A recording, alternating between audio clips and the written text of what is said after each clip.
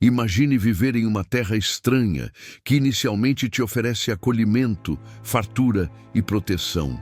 Agora pense que essa mesma terra, com o passar dos anos, se transforma em um lugar hostil, onde sua liberdade é tirada e sua existência passa a ser vista como ameaça.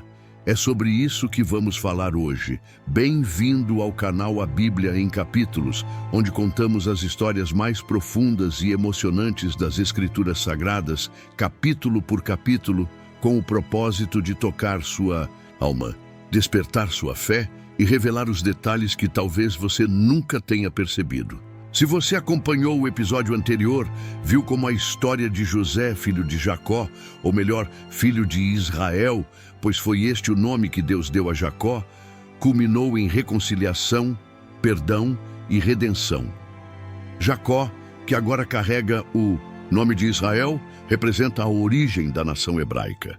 Seus 12 filhos seriam as bases das 12 tribos de Israel. José, um desses filhos, foi vendido como escravo pelos próprios irmãos. Levado ao Egito, mas por obra divina, tornou-se governador daquela terra poderosa. Quando a fome assolou a região de Canaã, José usou sua posição para salvar, não apenas o Egito, mas também sua própria família. Ele acolheu seus irmãos e seu pai no Egito, e o faraó, grato pela sabedoria de José, concedeu aos hebreus a região fértil de Gósen para habitarem. Ali, os descendentes de Israel, os filhos, netos e bisnetos de Jacó, encontraram abrigo, prosperidade e paz. Durante muitos anos, a terra de Gósen se tornou um verdadeiro lar. A prosperidade era evidente, as famílias cresciam e se multiplicavam. A bênção de Deus repousava sobre aquele povo, mesmo em território estrangeiro. Era o cumprimento das promessas feitas por Deus a Abraão, Isaque e Jacó, de que seus descendentes seriam numerosos como as estrelas do céu e as areias do mar. Mas o tempo passou, e a memória do faraó bondoso que admirava José foi apagada. O novo governante do Egito não conhecia a história, nem reconhecia a importância de José. E o que é pior, via o povo hebreu não como aliados, mas como uma ameaça crescente dentro de suas fronteiras. Você já parou para pensar como a ingratidão e o esquecimento podem mudar o destino de uma geração? O novo faraó observava com preocupação o crescimento dos hebreus. Eles são muitos e fortes. Se uma guerra estourar, poderão se aliar aos nossos inimigos, pensava ele. A bênção da multiplicação agora era vista como um perigo para o Egito. O medo foi o combustível para a opressão que se seguiria. E é exatamente aí que a história começa a mudar de tom. De um cenário de fartura, passamos para um ambiente de vigilância, medo e controle. A liberdade do povo hebreu estava com os dias contados. O novo faraó, determinado a conter o avanço dos filhos de Israel, colocou em prática um plano sombrio: escravizá-los, torná-los mão de obra barata e submissa. Eles foram forçados a trabalhar em condições severas, ergueram cidades inteiras com suas mãos calejadas, sob o peso de chicotes e ordens cruéis. Pitom e Ramessés são nomes que surgem nesse contexto. Cidades erguidas à custa do sofrimento de um povo que até então só havia contribuído para a prosperidade do Egito. Não é curioso como a história pode ser distorcida e os heróis transformados em alvos, e mesmo diante da opressão, algo extraordinário acontecia. Quanto mais os hebreus eram afligidos, mais se multiplicavam. O plano do faraó não apenas falhava, como parecia ter o efeito oposto. Era como se a dor não diminuísse o povo, mas o fortalecesse. Essa resistência silenciosa, quase inexplicável, incomodava profundamente o Egito. Era um povo que não se deixava destruir, mesmo quando tudo ao seu redor parecia ser contra eles. Já se sentiu assim, perseguido, subestimado, mas mesmo assim, crescendo, resistindo, vencendo em silêncio? Esse primeiro capítulo da nova fase dos filhos de Israel no Egito é um lembrete poderoso. Mesmo em terras hostis, mesmo quando somos mal compreendidos ou esquecidos, as promessas de Deus permanecem. Ele não depende do favor dos homens para cumprir sua vontade. E você? Em qual Egito da sua vida está tentando sobreviver hoje? Será que, como os hebreus, você também está sendo preparado no silêncio da dor para algo grandioso? Escreva nos comentários. Você já se sentiu em um lugar onde antes havia favor, mas que depois virou opressão? Como você reagiu? Compartilhe sua experiência. Sua história pode ser uma semente de esperança para outros. E continue com a gente, porque ainda há muito a se revelar. A cada novo amanhecer em Gósen, o cenário ficava mais sombrio. O que antes era liberdade e abundância, agora era um ciclo de trabalho exaustivo, dor silenciosa e medo constante. Os filhos de Israel, os descendentes de Jacó, o patriarca, renomeado por Deus como Israel, viam-se agora acorrentados por uma opressão sistemática. A escravidão já não era mais uma ameaça distante, mas uma realidade diária. Era como se o Egito tivesse mudado de rosto, revelando sua verdadeira face diante da prosperidade de um povo que crescia mesmo em meio às dificuldades. Você já viveu uma mudança tão brusca assim, em que a paz virou peso e a esperança virou silêncio? A estratégia do novo faraó era clara: minar a força do povo hebreu. Através do trabalho forçado, ele pretendia esgotar suas forças físicas e espirituais. Os hebreus foram obrigados a construir cidades, armazéns, transportar pedras pesadas, trabalhar de sol a sol sem descanso ou dignidade. Eles não estavam mais ali como convidados, mas como prisioneiros sem grades. As construções de Pitom e Ramessés tornaram-se monumentos erguidos com sangue, suor e lágrimas. É fácil ignorar esses detalhes quando lemos os textos sagrados rapidamente, mas pare e pense: quantas mãos feridas carregaram aqueles tijolos? Quantas vozes roucas gritavam de cansaço enquanto os capatazes egípcios exigiam mais e mais? Apesar disso, o plano egípcio não funcionava. Quanto mais oprimido, mais o povo hebreu crescia, e isso gerava pavor entre os egípcios. Eles estavam diante de algo que não compreendiam, uma bênção que resistia à maldição. Um povo que, mesmo subjugado, se fortalecia. O que poderia explicar isso? Talvez apenas a presença de um Deus que não os havia esquecido. Um Deus que, mesmo em silêncio, mantinha viva a promessa feita a seus pais. Mas o coração do faraó, endurecido pelo medo e pela soberba, não via isso. Ele não temia a Deus, temia o que não podia controlar. E quanto mais temia, mais cruel se tornava. Foi então que ele tomou uma decisão ainda mais perversa. Uma ordem que ultrapassava a barreira da opressão para mergulhar na barbárie. Matar todos os meninos, hebreus recém-nascidos. Não apenas os homens adultos estavam agora sob escravidão. A infância, o futuro, a esperança, tudo seria arrancado do ventre das mães. Lançai no rio todos os filhos que nascerem. Foi o decreto de Faraó. Uma sentença fria que tinha como alvo o coração das famílias hebreias. Imagine o pavor de uma mãe ao sentir as contrações do parto, sabendo que se fosse um menino, seu filho seria condenado à morte no instante em que respirasse. É nesse contexto que surgem duas figuras silenciosas, mas profundamente heróicas. Sifrá e Puá, parteiras hebreias encarregadas de ajudar nos nascimentos. Temendo a Deus mais do que ao faraó, elas decidiram desobedecer à ordem cruel. Quando interrogadas, diziam que as mulheres hebreias eram mais fortes que as egípcias e davam à luz antes que pudessem chegar. Uma mentira? Talvez, mas uma mentira que salvava vidas. Um ato de resistência em meio ao caos. Quantas vezes a coragem se manifesta na simplicidade de uma escolha? Quantas vezes o temor a Deus fala mais alto do que o medo das consequências humanas? Deus viu essas mulheres. Ele as honrou por sua fidelidade. Em um sistema onde tudo as empurrava para o medo, elas escolheram a reverência ao Criador. E porque elas salvaram vidas, Deus lhes deu famílias próprias. Isso não é apenas um detalhe histórico, é uma revelação poderosa.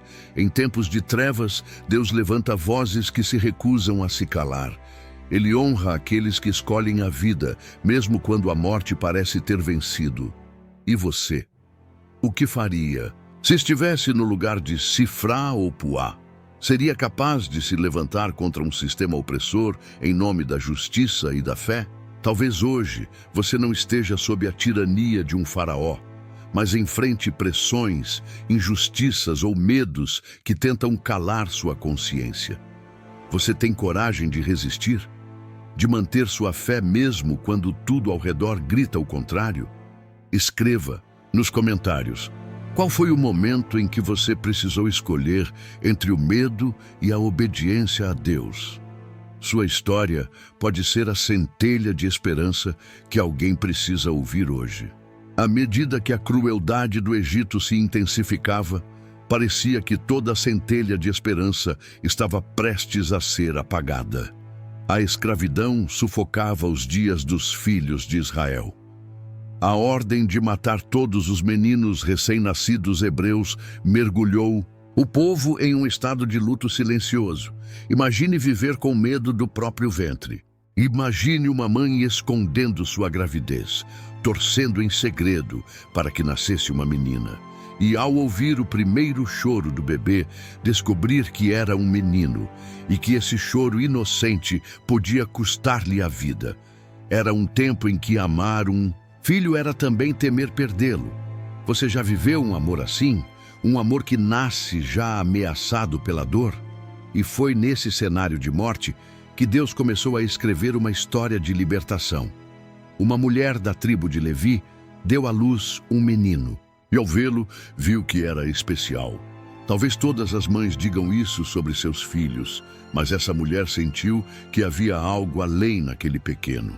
Movida por coragem e fé, ela o escondeu por 3 meses. 3 meses de silêncio, de risco, de noites insones, até que chegou o momento em que não dava mais para esconder. E então, ela tomou uma decisão radical. Ela preparou um cesto de juncos, passou betume e piche, colocou o bebê dentro e o lançou ao Nilo. O mesmo rio que deveria matar, agora se tornava refúgio.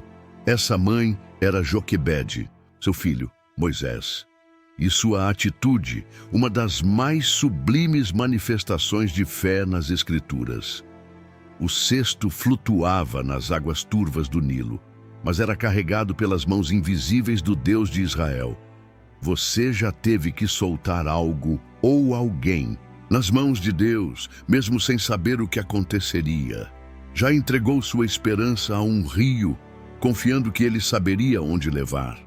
O gesto de Joquebede ecoa até hoje como um símbolo de confiança absoluta. Quando não há mais nada que possamos fazer, ainda podemos confiar. E às vezes é justamente nesse ponto que o milagre começa a acontecer. A corrente do Nilo levou o pequeno Moisés até um lugar improvável, o palácio do faraó. A filha do rei estava à beira do rio quando viu o cesto. Ao abri-lo e ver o bebê chorando, seu coração foi tocado. Mesmo sabendo que era um menino hebreu, ela decidiu poupá-lo. E mais, permitiu que uma mulher hebreia o amamentasse, sem saber que essa mulher era Joquebede, a própria mãe do menino. Que ironia divina! Joquebede entregou seu filho à morte e Deus o devolveu à vida. Mais ainda, o menino que deveria ser morto por ordem do faraó, agora seria criado dentro de sua própria casa, como príncipe do Egito. Esse episódio não é apenas belo, ele é profético. Moisés, que significa tirado das águas, seria anos mais tarde o instrumento de Deus para tirar todo o povo das águas da opressão. Da mesma forma que ele foi resgatado do Nilo, Israel seria resgatado da escravidão. E tudo começou com o ato de uma mãe que escolheu confiar. Pense nisso. Quantas grandes mudanças começaram com decisões silenciosas e corajosas? Quantas vezes Deus transforma dor em missão, lágrimas em libertação? A história de Moisés ainda está apenas começando, mas já nos ensina algo profundo. Deus trabalha nas entrelinhas. Ele não precisa de grandes cenários para operar milagres. Às vezes, o início de um livramento é um cesto flutuando, uma princesa egípcia comovida, uma mãe que amamenta em segredo. É nos pequenos atos de fé que os grandes planos de Deus ganham forma. E você? Consegue enxergar os pequenos sinais de Deus na sua vida? Conte pra gente nos comentários. Qual foi o cesto que você teve que soltar nas águas? Qual entrega você fez com lágrimas nos olhos, mas confiança no coração? Sua história pode tocar alguém que está à beira de desistir. Continue com a gente. Nos próximos capítulos, veremos como esse menino hebreu se tornará uma figura central não só na libertação do seu povo, mas em toda a história da fé. Enquanto Moisés crescia nos corredores de mármore do palácio egípcio, o povo hebreu continuava escravizado.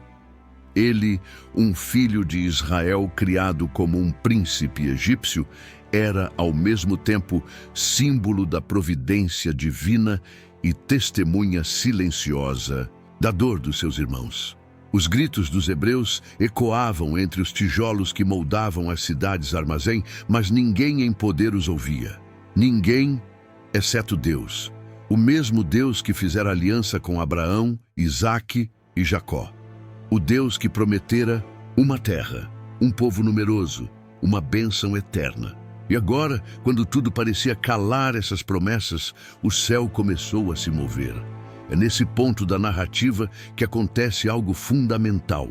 O texto bíblico nos diz que o povo de Israel gemeu sob o peso da servidão, e esse gemido subiu até Deus. É uma frase simples, mas repleta de significado, porque há gemidos que não precisam de palavras para serem ouvidos.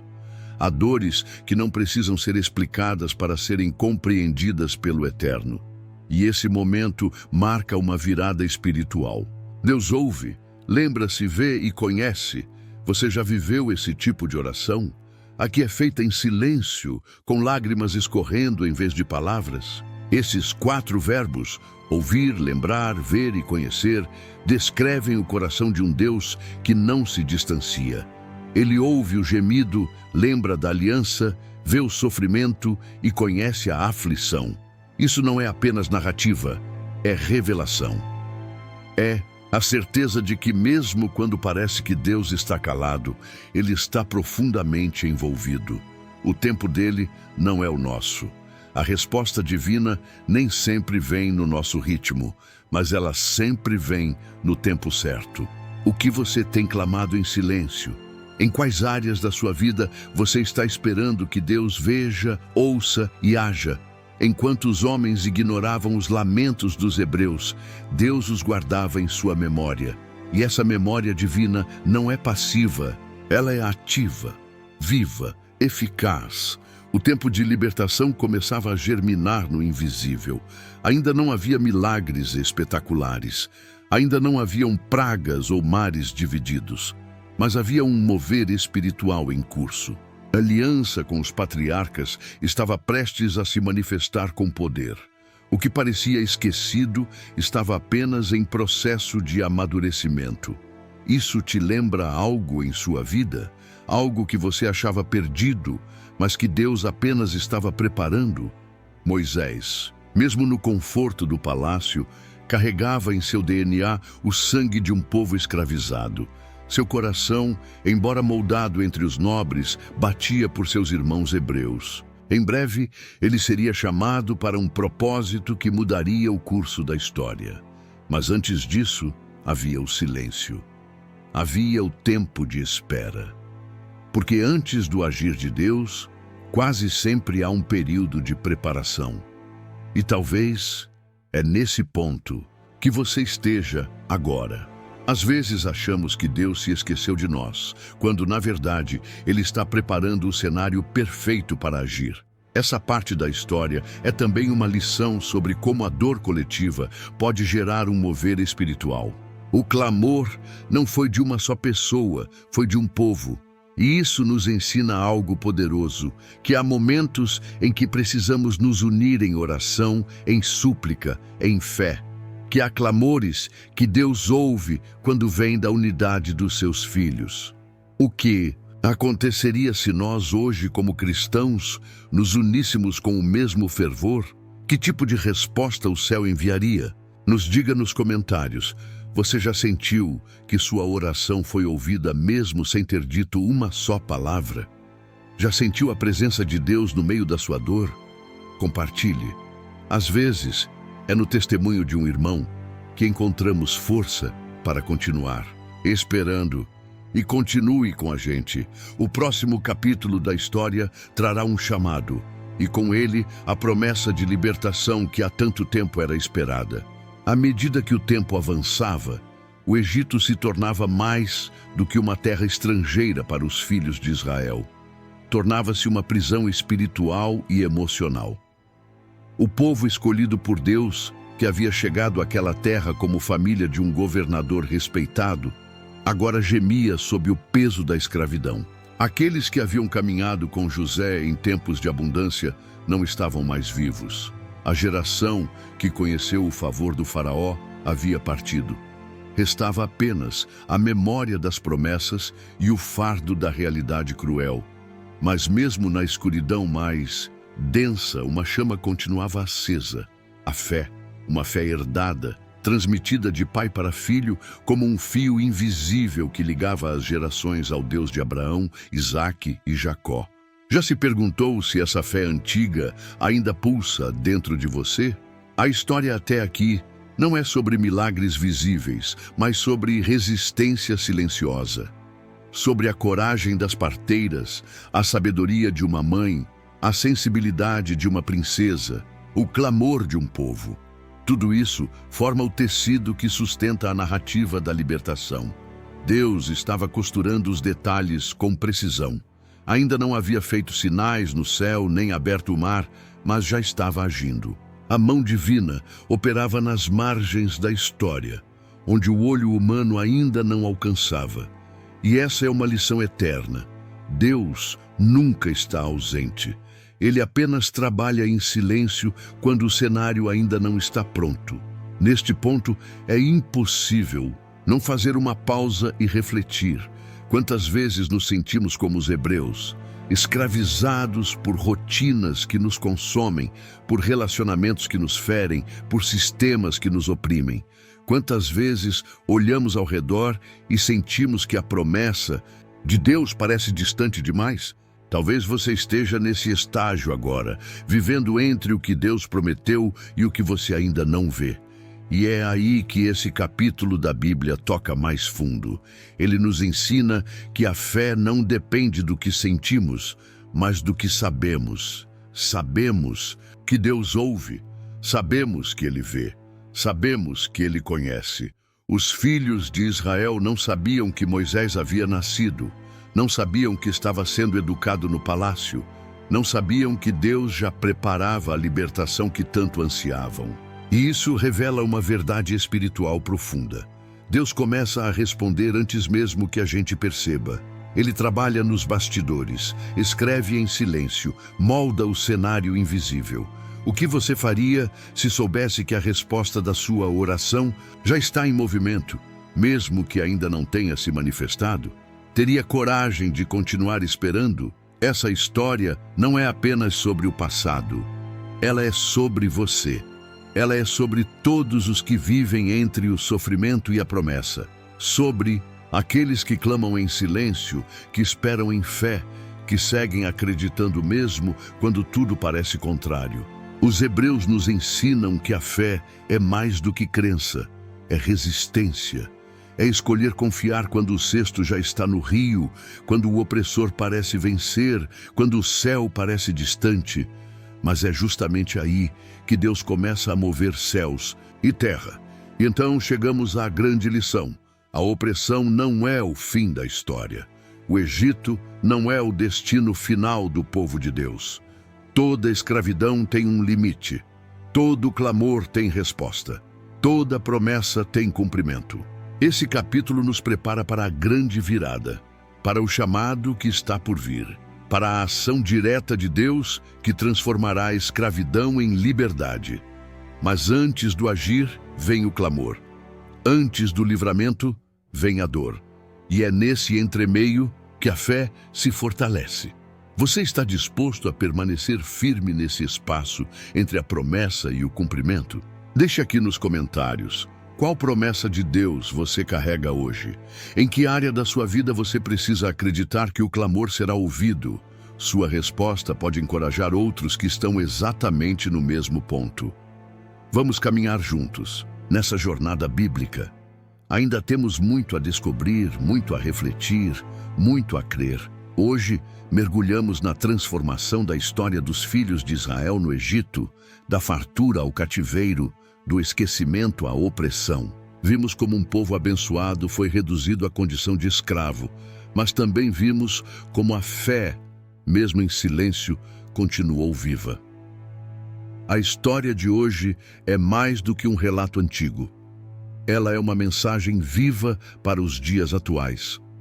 É um convite à resistência da fé, mesmo quando a vida parece um Egito em expansão. É um lembrete de que Deus nunca abandona seus filhos, mesmo que por um tempo permita que caminhem pelo vale da sombra. A moral dessa história é clara. Quando tudo parece perdido, é exatamente quando Deus começa a agir. Quando o homem já não vê saída, o céu se inclina à terra. Quando a esperança parece morrer, Deus sopra novo fôlego. O tempo do clamor pode ser longo, mas o tempo da resposta sempre chega. E quando chega, é com poder, com propósito, com libertação. Por isso, não desanime, não pare de clamar. Deus está vendo, ouvindo, lembrando e conhecendo a sua dor. E como fez com Israel no Egito, Ele também se levantará para agir em sua vida. Acredite, espere, permaneça. Obrigado por assistir esse vídeo. Pedimos que se inscreva em nosso canal e curta esse vídeo. Ative também o sininho das notificações para ser avisado sobre nossas postagens. Até o próximo vídeo.